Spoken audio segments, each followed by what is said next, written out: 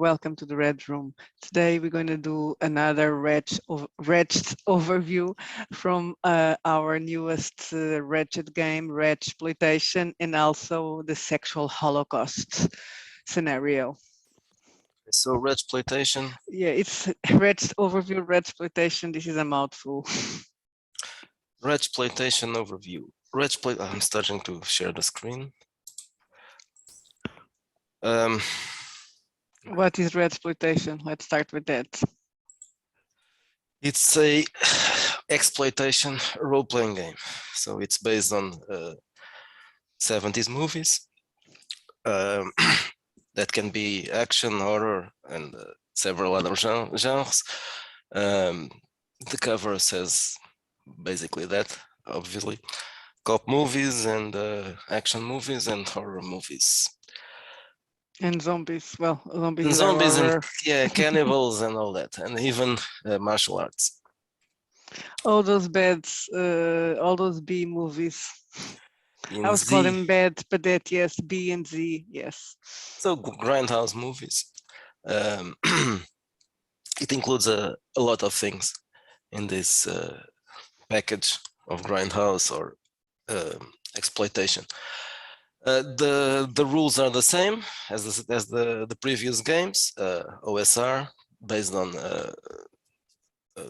Back Me.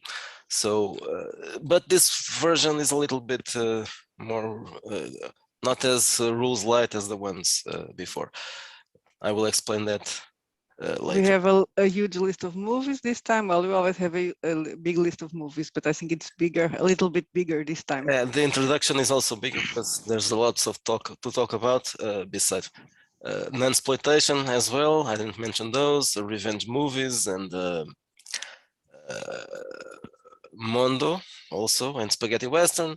It's also kind of a exploitation genre, and the slasher and gore and even car exploitation and bike exploitation.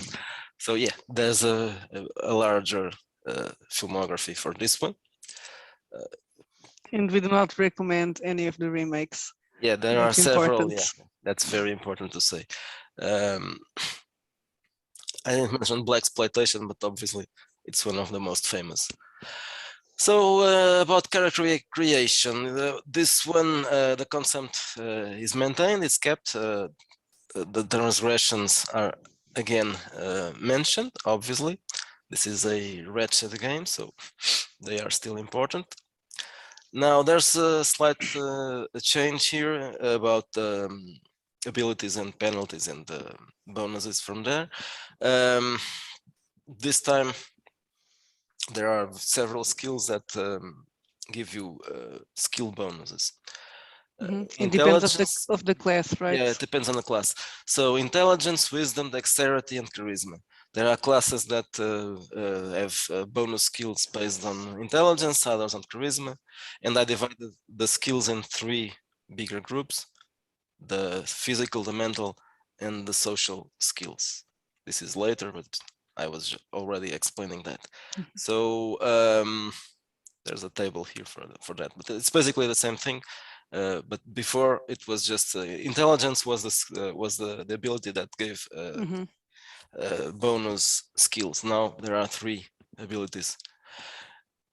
Now about classes, there's a slight change here. We have class and archetype. So each class has several archetypes that are specific kinds of classes.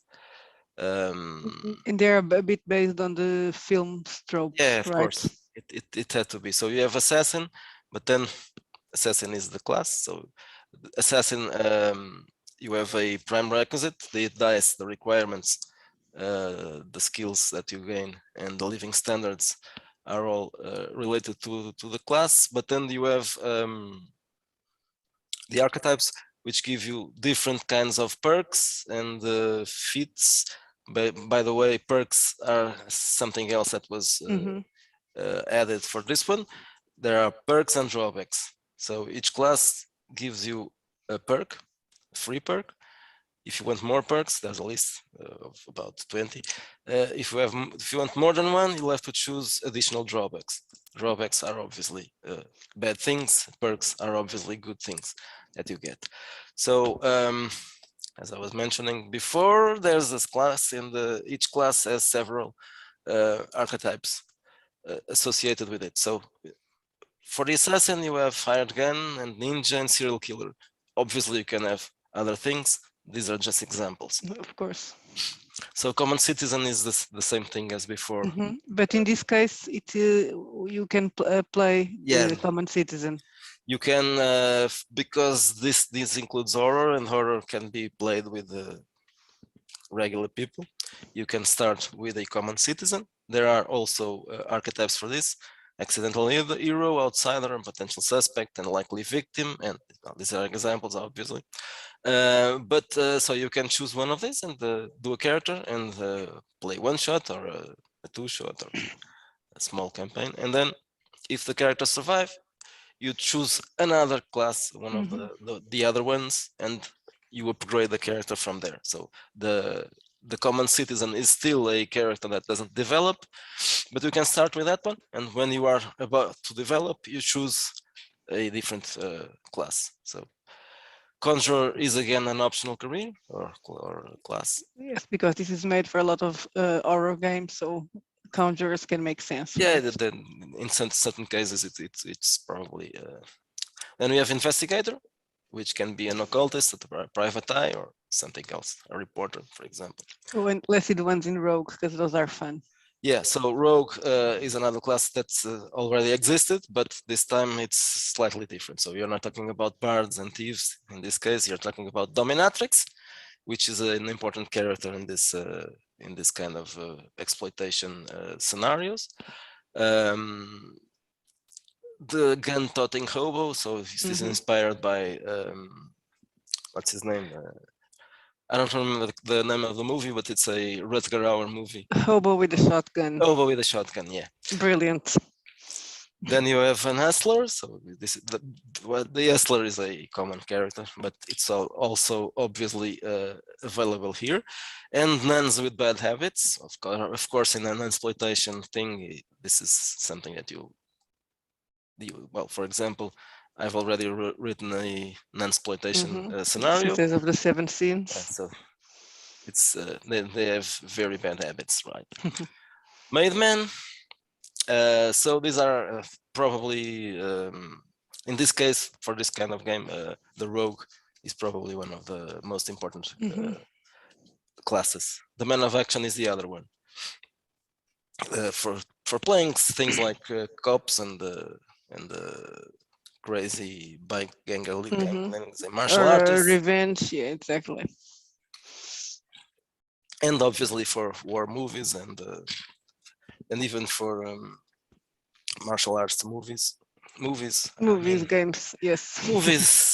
movies inspired by movies. Yeah, the idea of this is try to help people to emulate a game. This is not a game, emulate a movie. It's exactly a game to emulate a movie. This is more cinematic than the others. This is strictly to be based on movies. There's nothing else. For exploitation is a movie thing. Unlike other genres, exploitation exists only for movies. Okay, so you have psychic as an optional character and mesmerist as an optional character again, and the shaman also. Scholar is the usual thing. So you have the tables for the character creation. This hasn't changed a lot. So defense is the same thing. Yeah, now is the perks and and drawbacks, yes. Okay, so you have a list of perks, a list of drawbacks. Perks are things like acute sense, allies, ambidextrous, athletic, cat-like, balance, contacts, danger sense, eidetic memory. Yeah, something that gives you an advantage. Yes, nothing huge, but small things. For example, stunt driver gives you +3 bonus to all drive-related tasks. And famous gives you +2 bonus to social roles when dealing with fans and something like that. So then there are drawbacks. The drawbacks are basically the same, but instead of giving you a bonus, they give you a penalty. And they include some things that were already included in the other games. the mental disorders and all that, Mhm. they are turned into drawbacks. So if you have a big failure botch when casting a spell, if you are using that, or if you are doing some supernatural thing and the character is fails his wisdom saving roll and he gains derangement or phobia, It's a drawback. it will be a drawback in this case. It's basically the same thing in this case, but it's called a drawback now. There are some things about vehicles here because it's the first game that implies that there are automobiles and bikes. Even though in the last one you could, okay, Yeah, but Wretched Epoch, you could have a car, maybe, perhaps, but not. Well, they were very slow, so there weren't going to be some many persecutions. pursuits. Yeah. So okay, now you have cars. You have a few characteristics for the cars: maneuverability, and it dice, and the speed for the car, obviously. Uh, in the customization, I Yeah, like that one. this is something very cinematic applied to things like exploitation movies. The rules for vehicles are basically the same thing. Yeah, I was not going to also because this is cinematic, so detailed rules for this aren't something that you want. I don't think so. Social standing is included here because this is a Mhm. modern day game, so you have instead of accounting for money and because exploitation can be set in different time periods, so you can be from the 70s to current days, it wouldn't make sense to put prices attached to items because it would depend if you are playing in the 70s now or something in between. So we have social standing. Mhm. Basically, each class and the archetype gives you several possible classes to in terms of economic classes or social. So you have three options. You roll two dice, two d6, and it determines if you are in the lowest possible, in the highest possible, or in the middle one. So it would be, for example, if you choose certain class that has a possible social standings, you could be a low middle class, a middle class, or upper middle class. You roll those dice, and if you have a good roll, you can be upper middle class. If you have a bad roll, you'll be lower middle class. And social standing makes sense in the exploitation setting Yes, because it's important. The social issues are important there. yeah, they are. So you can, and so depending on which social standing of the character, you will have more money or less money. But this is basically something that you'll decide with your game master when you're going to purchase things.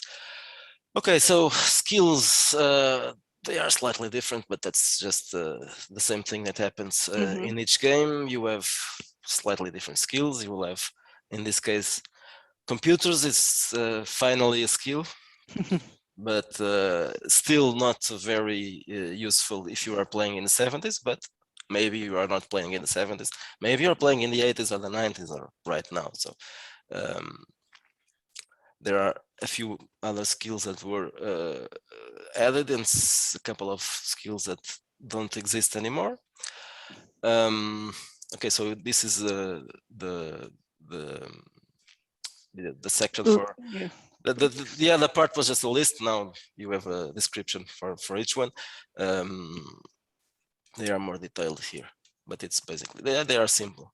They're just okay. Experience is basically the same thing as before. No changes here, I think. Well, except maybe the wanted level Mhm. is always different, but not much. Okay, combat, again, there are some modifications to combat, obviously, because The technology is different, right? So yeah, we there have are, got more guns now. yes, more guns, less melee weapons, probably. A few more things about this because, well, there are grenades and there are some rules for that. And a few maneuvers also, martial arts maneuvers too. and stunt for using cars. Another rule that was added is the ammo saving throw, which is also something that's meant to be cinematic and to simplify things. Instead of having to account for ammo, you will have each gun has a number attached to it, which is the ammo saving throw. When you finish a combat, you roll for that. You roll a saving throw for that using that number.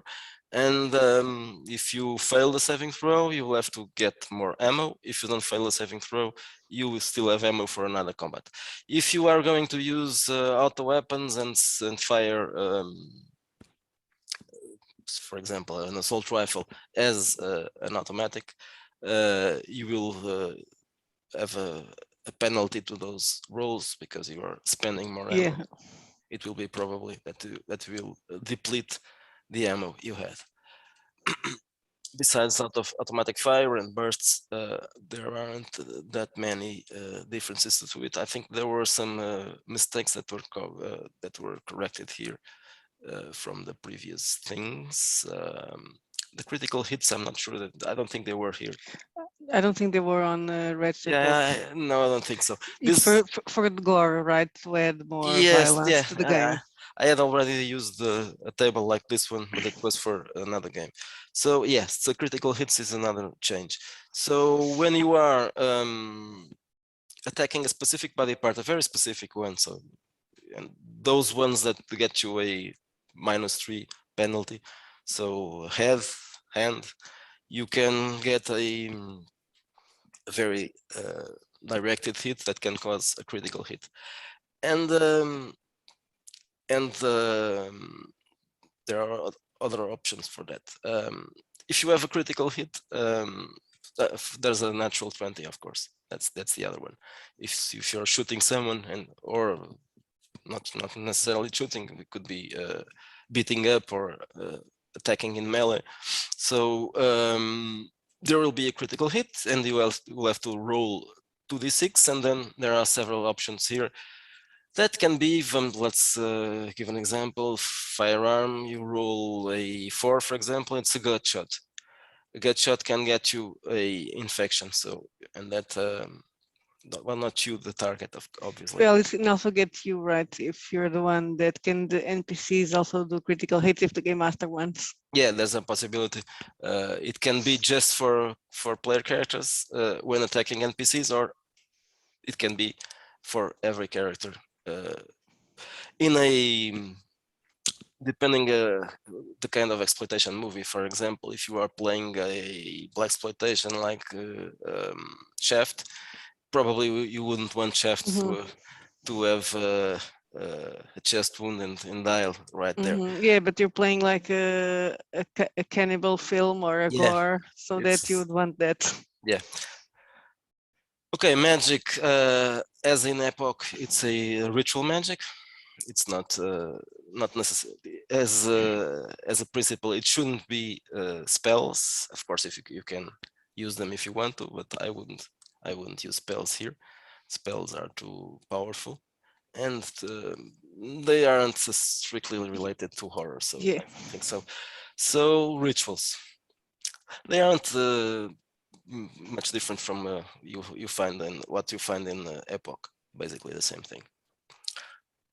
Also for shamans, it's basically the same thing, but then there are rules for psychics. I'm going to look. Yeah, let's fast forward for that. So probably yes, the next one. Psychics is not the same thing. So there were mesmerists in Wretched Epoch, but mesmerists were just characters that had some abilities, special abilities, but they weren't comparable to sorcerers or to shamans. So this time the psychics, which is basically the same thing as a mesmerist, but in this case the psychic has real powers. Yeah, more powers, right? The mesmerists can only mesmerize. There are some yeah, but it's very stuff. Yeah, it's very limited. Yeah, very limited and simple. So the psychic has talents which work the same way as spells, basically.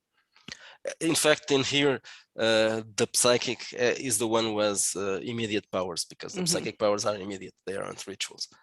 And though it's an optional character, I think the psychic makes more sense in exploitation than conjurer. So there are things that the usual things as telepathy and pyrokinesis and precognition and biopyrokinesis and cryokinesis and well, all that. All the They are kinesis. all the kinesis and the cognitions. They are divided in levels, because some are more powerful than the others, but they are mixed in terms of kinesis and all that. So they are dispersed around the 5 levels. There are only 5 levels. There aren't that many powers as spells or rituals, but it's probably a powerful character, the psychic. Obviously, if you are going to use the psychic, you have to be careful about that, what you are doing with the other characters, because they might be less powerful than the psychic. Okay, the monsters, they have some additions as well, some characters, some... The Apostles of Pain that we will talk about next, probably, when we talk about Sexual Holocaust. Yeah. And some of the monsters are repeated from Epoch. Obviously, there are no orcs and ogres and all those things. There are cryptids again. There are some supernatural creatures like vampires and specters, and some of the creatures from the beyond, because the beyond is also mentioned here as an optional explanation for the supernatural, but not the paranormal. They are divided here. There are some people, soldiers and police officers, and well, that's the usual thing for this kind of current day game. And then some thoughts on consent and safety tools, things that we like a lot in a very colorful and groovy character sheet. Okay, so this is it for Wretchploitation. It's not as rules light as the other games, but it's not rules heavy. But it's mostly on the character creation, I would say, right? Yeah, it's probably more about it, because it does allow to more customization of the characters. Yeah. Because you are supposed to play different genres with the same game, so it allows for more space. Yeah, and so these are usually, as usual, optional things. If you want to use perks and drawbacks and maneuvers and all that, you use them. If you don't want to, you don't use them. It's basically like that. But in this case, I think it's we had to add something, because this is a different kind of game, contemporary game. It's not dark fantasy, it's action and all that. So it needed some more options for characters. Okay, so Wretchploitation is covered. Now let's talk about Sexual Holocaust, which is the first scenario for Wretchploitation. I'm gonna say how Sexual Holocaust came to be, right? It was when I asked you to create, when I told you I wanted to play something inspired in Hellraiser, and then you asked me, are you sure you want to do that? Yes. Yes, and it's not supposed to end well, this one. Yeah, this is supposed to be, well, probably one shot. So because it includes demons, of course. You mentioned Hellraiser, so you should expect there will be demons here. We can't show a lot of this. Yeah, because it's not gonna spoil. Yeah, so we can show this one. So just a picture. This is probably the most offensive scenario I've published. And we can say that it features the Apostles of Pain, because they're also featured on Sisters of the Seven Sins and Avalidades. Yes, that's it. You have some recommendations for movies here. Not just Hellraiser, but obviously it's one of those. This takes place in a fictional town called Amityville, which is supposed to be a noir location. I'll probably do something more in Hammetville. I think this is, I started doing some description of the place, and I think this is the kind of place that can be a setting for different kinds of adventures, not just horror, but also other kinds of exploitation things. For playing cops, for example, Yeah, it's a revenge. dirty city, right? Yeah, that's the kind of place that you're going to set a exploitation thing in. So you have a story for the demons, how they appeared, how they are, what they can do. Obviously, in this case, they are very important. You have Carnifex, is the leader. He's kind of a pinhead, but not. He doesn't have any pins on his head. And you have Stuprator, he's a rapist. Oh my god, a rapist. Yeah. Um, Eviscerator, Inclusive rapist. yeah, Sorry. he likes to rape guys. So why not? And women and anything. So Yeah, it's but inclusive. he particularly likes to rape straight guys. He finds it extremely tasteful or distasteful, I don't know. Then you have Eviscerator, who is a torturer and a violent creature. He doesn't have an image because I couldn't find anything that could. He's a weird guy. Then you have Venefica, which is a kind of a sorcerer. Of course, they look like people here. They weren't supposed to look a lot like people, but that's why I just included parts of them because they are kind of humanoid. Well, they are humanoid except Visharator. That's why he doesn't have a picture. So they are humanoid. Some of them, in this particular case, Venefica and Dominatrix, They could used to be. they could even pass for people, but they have strange features that Arbitratrix is also human looking. The other ones aren't. That's why I chose pictures that don't show. For example, Stuprator here, you can see it looks like a person, but just a part of the face. Okay, so these are the descriptions of the several demons you have. So there's an artifact, which is a pyramid. I'm going to pass this quickly because this would be telling too much. So it all goes around a sadomasochist club. This is so offensive. So this is how the story starts. So this one is this I can tell. There's no problem about that. These are the members of the sex club. So the story starts when a producer, a movie producer, is killed, and there are no clues about that. He was found dead in a club. It was his club, a private club.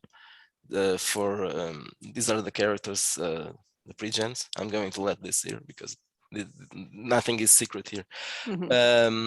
So that movie producer is found dead in his BDSM club, and there are no clues. The characters can be cops, they can be private investigators, or they can be other people who can, for example, this, I'm going to show them. This woman here, Miranda Ashworth, she's Art dealer. an art dealer, and this guy here, Michael Devereaux, who also is an art dealer. There's also an artifact involved in this. The producer had bought that artifact. These two characters know about it. They have had business dealings with that the dead man before, so they might be interested in that. So you can have characters that are interested in the crime part of it, or the artifact part of it. So depending So on, you can play it from different angles. yes, investigation as in Call of Cthulhu, or investigation as in a crime story. Either way, you are going to investigate the murder, and then there may happen some other murders, including the character's murder, the player character's murder. And I would say possible rape, but that is not mandatory.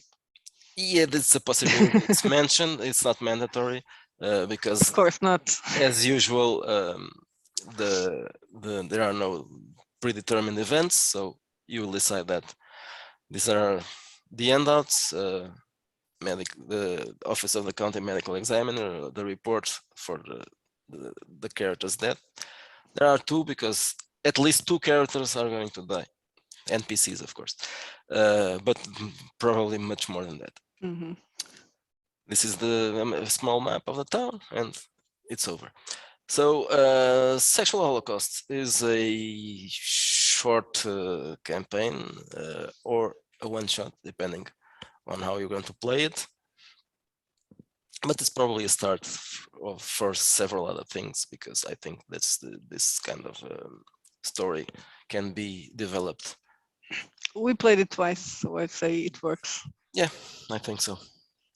Okay, so these two books are mature, so they aren't very visible on stores, so you won't find them unless you're looking for them.